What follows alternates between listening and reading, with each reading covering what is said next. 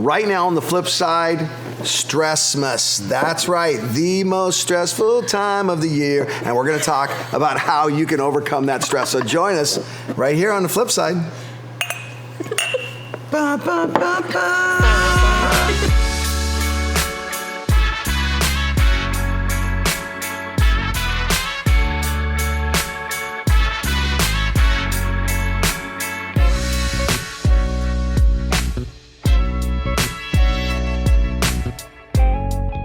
Hello and welcome to The Flip Side. As I said in the intro, it's episode 65, and I'm joined for the first time ever with one of the most effective, knowledgeable, smart leaders. Oh my gosh. You know why this is your first time? Incredible. It's because you're so busy. How can I actually get you on the show? This is Angie Wysocki, everyone. Yeah. So she is the director of all events Bayside. So if you've ever been to a Thrive conference here or a women's conference or Unleashed, the myriad of different events we do, Christmas, in fact. Yes. Oh, yeah. Which is a week from today. even so shocking. The 17th is our first service. Yeah. And here I got you on the flip side to talk about stress. Anything for you, Curt. Anything for you. Anything to take a break from email. So. Yeah. Good. Awesome. And of course we have James on here. James, how you doing, my friend? Doing good. How's Adventure Campus going? It's going great, man. Okay, Loving good. it over there. I don't know if I'm supposed to actually even say That's that. awesome. Yeah. Turned a little red. Secret information. So, okay, well, let's get into it. This week we talked about the fact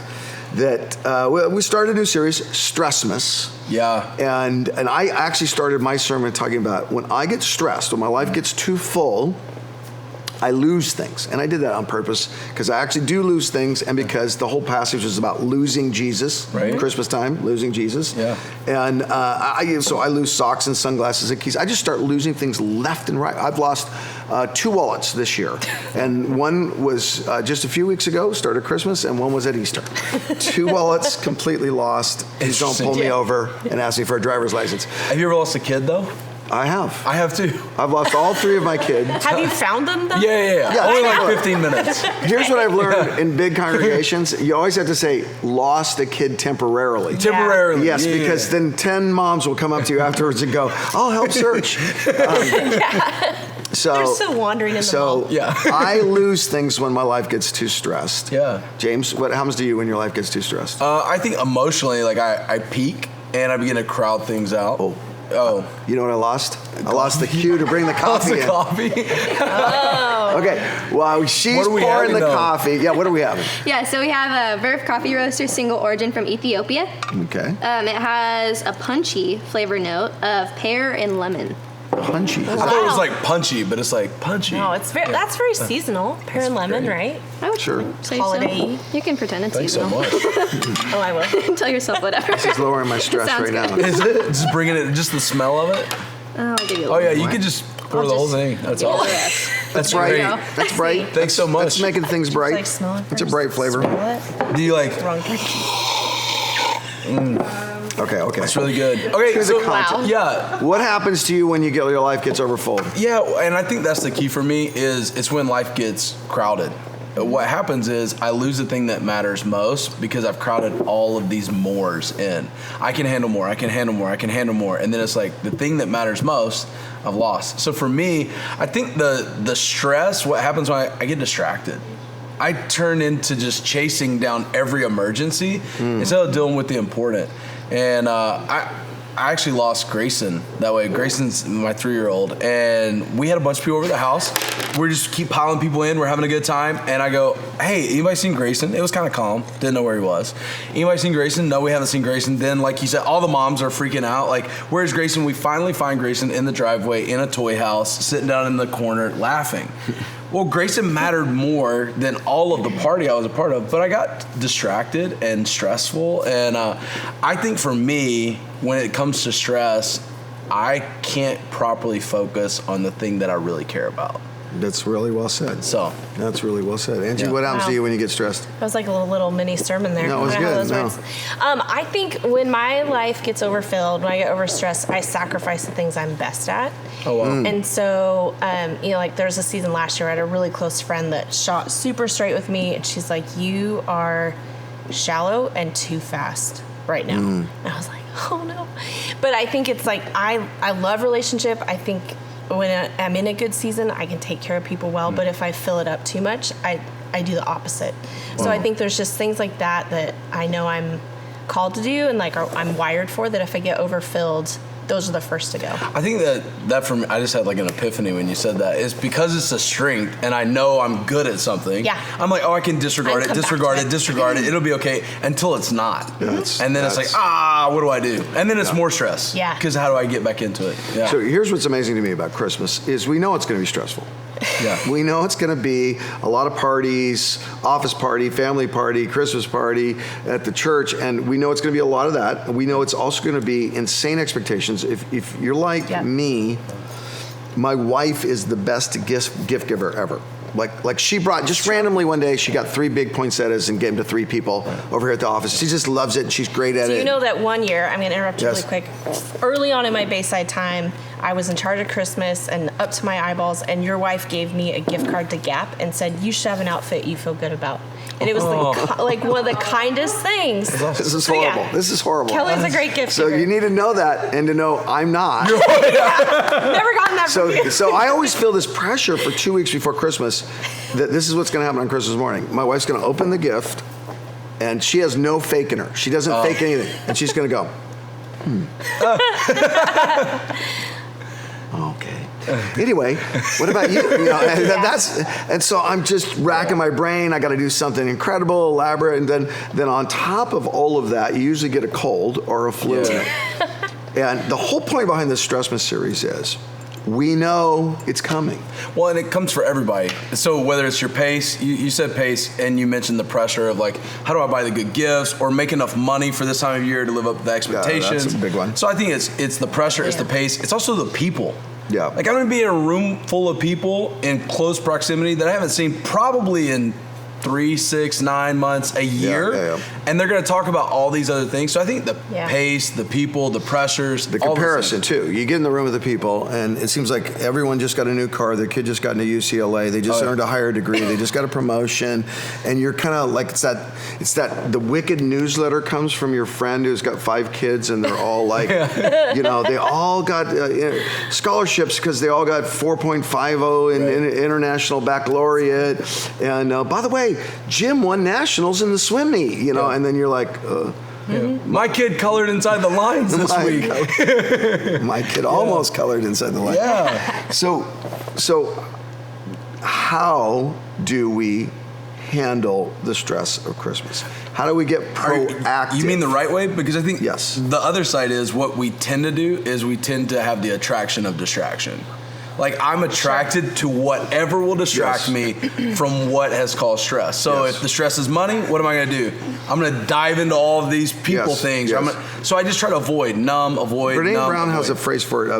It's a numbing technique. It is a numbing technique. Yeah. I'm going to fill with this other activity, so I do not have to fill the stress of this. Of course, it doesn't solve the stress, makes the stress worse. So if the people category is empty for me, what I tend to do is I overspend.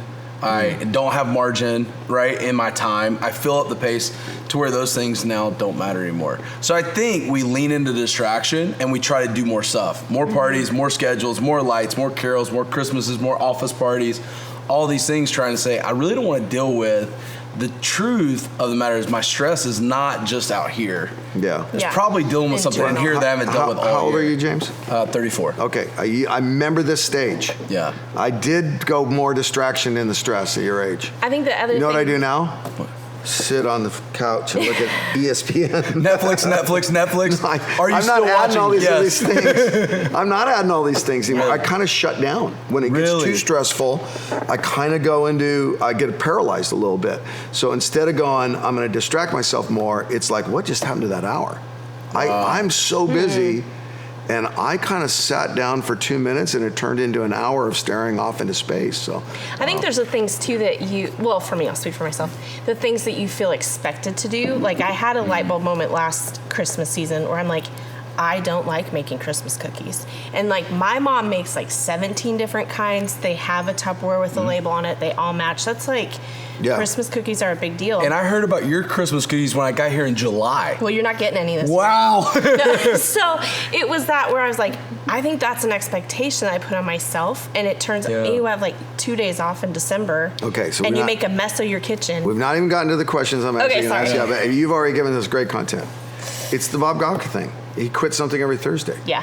I think one of the things you have to do, if you don't want to get your priorities out of whack, and if you don't want to be working in a gift that you don't really have, and if you don't want to lose a bunch of stuff, is you have to say no to some things. Yeah. You have to just say no. You have to subtract some stuff. You have to subtract some stuff. You dove into this week even talking about the Passover and how that was such a busy holiday. Just the busyness is what created the misplacement of Jesus. So here's the thing about humans: we think that we have a moratorium on this, or I can't find my words because I have cold medicine in me. We think that we're the busiest humans have ever been. Right. It's not true. Yeah. We're outside the food chain now. They gathered food because they were really fearful they would run out of it by the end of winter. We have always been over busy. We've always been overstressed. And when they came in, you got to imagine that temple court. Mm-hmm. You have that southern gate. That's where every male came through. Mm-hmm. Every male in a nation compressed right there. So now every entrepreneur goes, that's where I'm going to go sell things. Yeah. This is why Jesus is knocking over the money changers, is because this thing has become too chaotic and too commercialized. So you have every male there. I don't know if you've ever been in that extreme shoulder to shoulder New Year's Eve on Disneyland. That's how it felt for them. We're the same as they were. Yeah. The same exact way that... Well, we have car traffic. Well, they had camel traffic. Yeah, those camels can spit. That's pretty good. Come on, they had camel traffic. Oh, they had camel dung. I think that's worse than the traffic. Okay, so here's the big point of the passage was Joseph and Mary. No one loves Jesus more than Joseph and Mary. Joseph and Mary heard from the angels, heard from the shepherds.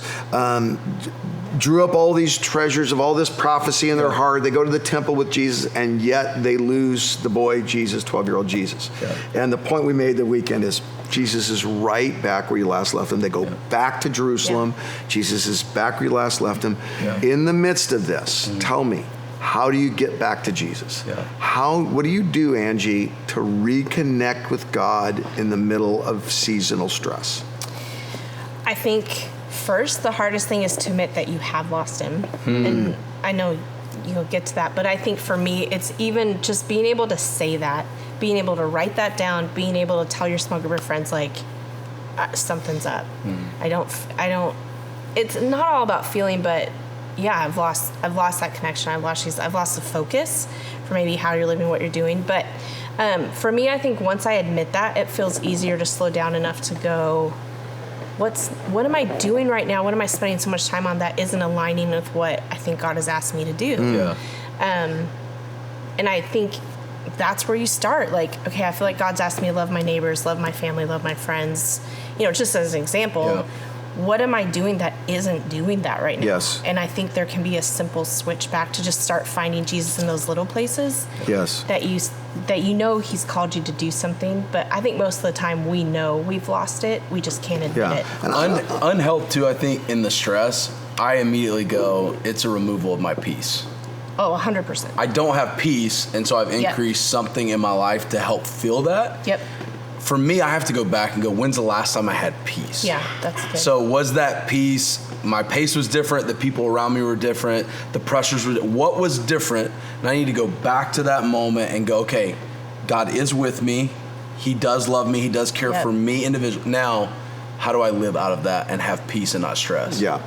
So I thought it was just brilliant what you said about admitting, because that's the hard part for me is, have I become willful about my direction? Yeah. Have I become, am I a seeker who gets up every morning and says, your kingdom come, your will be done? Yeah. Or am I going, how can Curt look better in his job? How can Curt look better as a father? Yeah. And I'll go from kingdom to ambition in a very subtle little thing. And then it's just like, I don't want to make too much out of the passage in terms of the analogies, but They traveled on for a day. Yeah. They were in their caravan as the parental authorities, expecting the Christ to follow them. Yeah. Keep up. He's not 13 yet. He's not officially legally a man, but he's still going, listen, you're important. The Father's a priority. And I think it's almost back to what you said at the very beginning. I'll have this subtle shift into what's important to me instead of the priority of the Father. And then I got to go. I got to get right back to where I was. Like, there was a really pure season in me when I was a sophomore in college where I wanted to go on a missions trip, and my mom said, you had a great job last summer, they'll rehire you. They paid union wages, vacation time, it'll pay for your whole college career. Yeah. Why would you ever go to another nation and tell them about Jesus? They didn't understand it at all. And I just knew that God was calling me there, and I go, I'm gonna trust him. And I went on that trip, came back, I got physically sick, and that whole summer got a job at a nursing home, paid a third of the amount. I would go to the nursing home, minister to people all day. It was like a Jesus day of just loving and comforting people. Come home, grab my guitar. I was never happier in my life. Lived by myself that whole summer. I was close to Christ. And what was the main drive there? I was going, I'm going to follow you, Jesus, wherever you lead. So number one, Jesus can be found where you last left him. Number two, this is the fascinating part, is Jesus can be found among leaders and learners. He's sitting with these adult men, probably Sanhedrin, probably on the southern gate, or a couple of other spots in the temple courtyard where they had the informal court and the classes and the lesson and the dialogue and the debate. They're astonished by his response. And just as my first reaction, it always has been every time I read this story, if Jesus thought it important to seek out learners and leaders and ask astonishing questions, how much more, like if you were to say, what's the one thing wrong with our world right now, especially in our culture? We're not learners. Yeah. Everyone's convinced they're right. Yeah. And no one's listening. Yeah. And it's like bias confirmation. It's bias confirmation. Yeah. And it's insult comic meets arrogant meets political hyperbole meets one statistic. Yeah. And I just think everyone is so stressed because secretly inside of all that hyperbole, I'm so right, they know they can't be right on everything. Yeah. Yeah. I think with what I was so shocked by in the scripture is before they were astonished that he was sitting and listening to them and asking questions. So the passage says. Like, what questions does Jesus need to ask them? Yeah. Right. Like, he could have gone in and been like, I am the God-man. I can answer all of your questions. I do know it all. But instead, he sat and he asked questions. He tried to learn, had a posture of humility. And I think that paved a path for his life. Jesus grew in wisdom. And that's what the Bible says. Jesus grew in wisdom. Yeah. He's such a human in this area. He's sinless. But he grew in wisdom. Yeah. And the genius of God's Emmanuel plan is that we can look at that and go, if Jesus had to grow in wisdom, how much more do you? Let me just tell you, what are you guys learning right now? Who are you learning from? What are you listening to? What are you doing to enrich your learning life? Yeah, I think one of the things for me right now has been going back and rereading some books. And so every year, whether it's at the beginning of the year in January or toward the end of the year, I try to go back and go, what were some of the books that helped form who I am? And one of those for me is Contrarian Guide to Christianity, Larry Osborne. And it just really helps re-spark in me that, hey, I'm not so busy leading that I'm not following. I've got to re-become a great follower. And so I always try to go back to that around the turn of the year and just say, what does it look like to follow Jesus in a healthy way? Just to talk football analogy here for a second, but it's amazing to me how many great coaches spent so many years as an assistant's assistant. You know, we think in ministry land, I got to be the director of my department, I got to be the senior pastor, I got to be the church planter, I got to be the head youth pastor. But all these great coaches, they're like, he comes from this other great coach. Yeah. And what was his role there? He was the linebacker coach. Right. One position on one defense. Right. And then after the linebacker coach, then he went over there and he was the assistant coach to the assistant on this, that, and then finally he got the defensive coordinator. Finally he got the first shot of his head coach. Yeah. I think we rush it. Way too much. Yeah, they're tenacious learners. Yeah. And I think we can skip that in spirituality, this need to know over a need to grow. Yep. Yeah. Just knowing it is not how I form my spirituality. It's Wow, actually that's good. growing in Need to it know versus and need starting to know. That's applying good. it. So. Angie, what do you learn? Yeah, I think I've been noticing also the connection between like knowing it and your need to know it connected with ego. Yeah. And even just professionally in our world here and the things we're learning, just how many meetings you go into where it's like, I just need to listen more to what people are saying because we are in this together. And I think then if you look at your personal life, I really feel like I'm learning from some key friends right now of just, there's, relational stuff, or like in Advent right now, I have a friend that lives in Colorado. She's pastoring a group of us just through Advent. And it's great to be like, I'm sitting under your leadership for this season because we're learning this together. Like, I need to learn a different side of Advent, what's happening. So I'm not reading as much as you in this season, but I've been trying to listen before I speak. What's great about that, though, is that you went out and got a mentor. Mm-hmm. You went out and said, I want someone to pastor me in this season. Totally. So here's what I want people. I said, no one will mentor me, no one will disciple me. And, No, you have to ask. You have to ask. Because no one that you want mentoring you is actually available. Which of these teachers chased Jesus down and brought him back to the temple? That's so good. Yeah. My first year of Bible school, there was a teacher that taught that was like kind of intimidating. And I had a friend that went before me. She said, first thing you do first week is take her out for coffee. I was like, what? Just one-on-one? And I've kind of tried to apply that since then. Like, whatever setting you're in, who is the person that feels most like opinionated or scary, and go, hey, can So I? that's why we had coffee. Yes. Right? That's why we're such good friends. But In every often career. you build up this own like competitiveness, or like they know more than me. Well, just get in there, learn from that. What is it? What are they trying to go after, and what do you have to learn from There's that? this guy in my life named Dr. Earl Crepes. Great guy. Hello, Dr. Crepes. I hope you're watching. And incredible communicator. He's got 2 PhDs. He was leading the church I was going to at that point. And I'm all over the road traveling quite a bit, so I'm there like half the Sundays. And I was like, I just need this guy in my life. Yeah. I need this guy in my life. I'm at a leadership level where he knows just way more than I know how to lead. And I just felt like God say, ask him, but with limitations. So I went to him. I said, okay, I want to meet once a month for lunch on me. I bring 2 questions. There is no expectation on you after you've answered the question to do anything else. And he said, I can do that. Great, yeah. I can do that. As opposed to where I think we sometimes go to people and go, mentor me. Yeah. And they're like, oh. Well, I can't re-raise you. Yeah, exactly. And I think everybody can do that in any career, in any field. Yep. Like, even if you can't meet with the person, in January of last year, I decided, hey, I really wanted to focus on how I'm communicating the good news.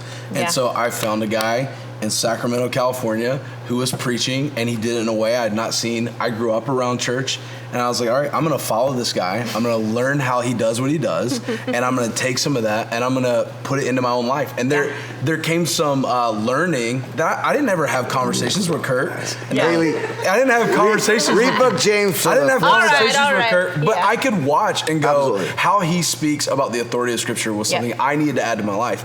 I think one of the greatest things we can do to remove stress is stop trying to pretend like we got it all together. Totally. Find somebody who's ahead of us. Boy, what a relief to just lift that off of us. That Yeah. You've got it all together. I say this on the weekend. I think I only said this one service. Is I used to ask people for directions back before Google Maps and all this stuff. And what I realized is that most people would lie to me. And the reason, and especially men, almost all men lie. So then I started this experiment where I'd be in a new place. I was in Tallahassee, Florida. I would make up a place that didn't exist.